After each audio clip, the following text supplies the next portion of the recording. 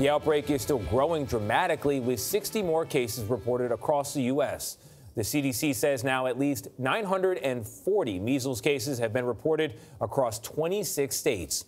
Earlier this month, the case was discovered at an airport, Dallas-Fort Worth International, one of the busiest in the world. Mola Lenghi is at Newark Liberty International Airport, another busy one, and where another case of measles was recently reported. Mola, what's the danger at an airport? Well, Tony, as we know, airports are high transit areas, and the CDC tells us that the measles virus can linger in the air for up to 2 hours, which is actually pretty normal for most airborne viruses, but it's the attack rate that's incredibly high. If you have the measles, on average, you'll infect up to 18 people. Now compare that with the flu, where most people on average will infect 1 to 2 people. This summer, travelers may be dealing with more than crowded airports. The measles virus has impacted at least 4 U.S. airports so far this year, with reported exposures in California, New Jersey, and most recently, Texas.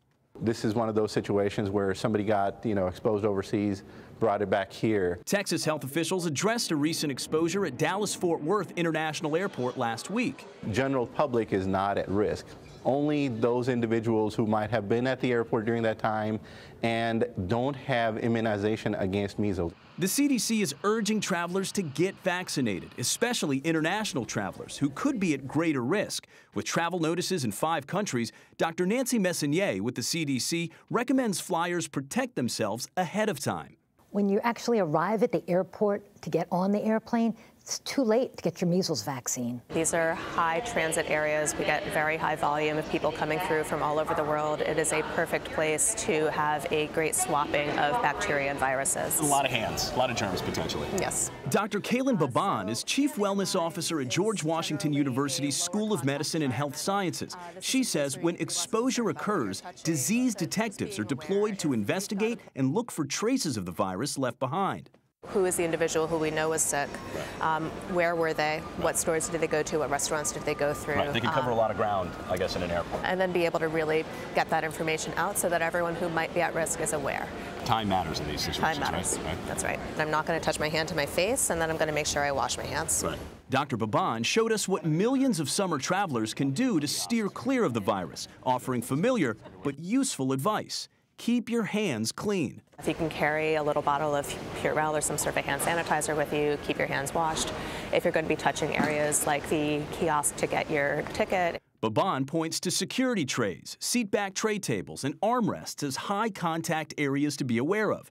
Passenger Kaylin Atridge, a self-described germaphobe, sometimes takes it a step further. We've gone as far as wearing gloves sometimes, and wiping down our area, and then sanitizer, sprays, gels, lotions, got everything. But we still get sick, so it's one of those things where I just kind of say my prayers and hope for the best.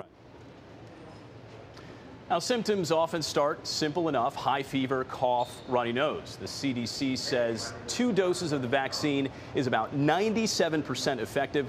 1 dose, Tony, 93% effective. Mola, what about 0 doses? I've got a baby, not yet 6 months old, can't get a vaccine yet. There are a lot of other parents out there in the same situation. So what should parents do if they're flying with a baby that has not been vaccinated?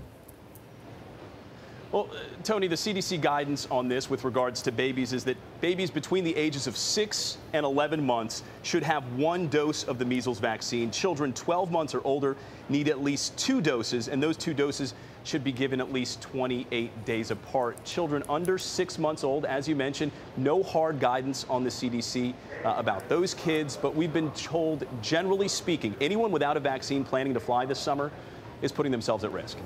Wow, okay. Question mark now over that summer wedding. Yes, exactly. I know it's your best friend. Yes. How much do we like the person who's getting married? I know it's your college roommate and your best friend, but we may not be making it. Sorry, honey.